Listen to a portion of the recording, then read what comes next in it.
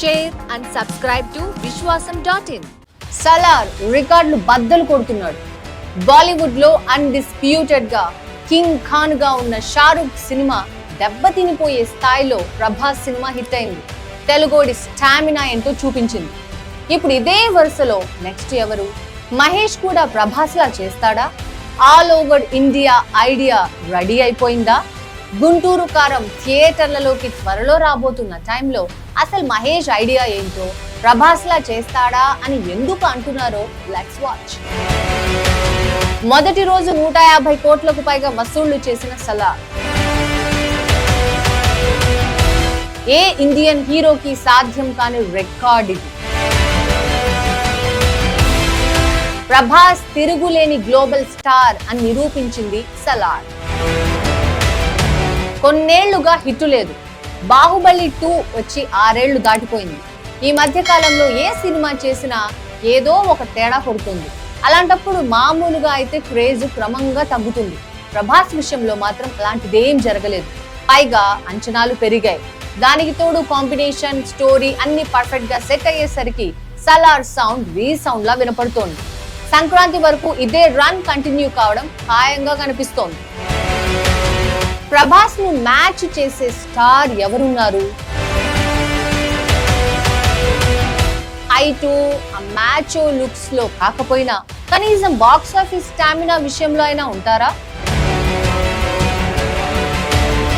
మహేష్ ఇలాంటి ప్రయత్నం చేయబోతున్నాడా? ఇలాంటి చర్చ సాగుతోంది ఇప్పుడు. ప్రభాస్ బాహుబలి చేసే వరకు తెలుగు టాప్ స్టార్స్ లో ఒకరు. కానీ బాహుబలి రిలీజ్ అయ్యి ప్రపంచవ్యాప్తంగా పాపులర్ అయిన తరువాత ప్రభాస్ గ్లోబల్ స్టార్ అయిపోయారు. బాహుబలి 2 చూశాక ఇక ఆ ఇమేజ్ సిమెంట్ చేసినట్టుగా నిలబడిపోయింది. ఇప్పుడు సలార్ అదే విషయాన్ని ప్రూవ్ చేసింది. అంటే దీనంతటికి స్టార్టింగ్ పాయింట్ రాజమౌళి తీసిన Baahubali. Prabhas personality plus Rajamouli marketing strategy రెండు కలిస్తే అది బాహుబలి. మహేష్ కోసం కూడా రాజమౌళి కొత్త వ్యూహం రెడీ చేస్తున్నాడా? మహేష్ పర్సనాలిటీని ఎలివేట్ చేసేలా మార్కెటింగ్ ని కొత్త పుంతలు తొక్కిస్తాడా?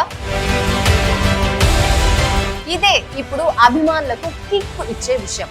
రాజమౌళి తీయబోయే సినిమా స్టోరీ ఆల్రెడీ రెడీ అయింది అంటున్నారు.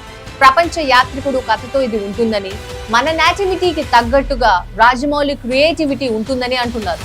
ఎంతవరకు సరే, మహేష్ ఎంత అప్పీలింగ్ గా కనిపించినా ఇప్పటి వరకు తెలుగు దాటి వేరే మార్కెట్ కి నేరుగా పోలేదు. నాకు బాలీవుడ్ సినిమాలు చేసే ఉద్దేశం లేదు అని కూడా చెప్పేవాడు.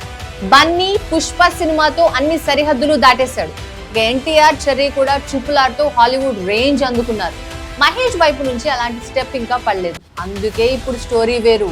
చేసే తెలుగు సినిమానే అయినా గ్లోబల్ మార్కెట్ క్రియేట్ చేసుకోవడం అనేది ఇక్కడ అస్సలు విషయం. పైగా RRR కి ఆస్కార్ వచ్చాక రాజమౌళికి ప్రపంచవ్యాప్తంగా కొత్త అవకాశాలు తెరుచుకున్నాయి. ఇప్పుడు అవన్నీ మహేష్ కి అడ్వాంటేజ్ అవుతాయి అనే అంచనాలు ఉన్నాయి.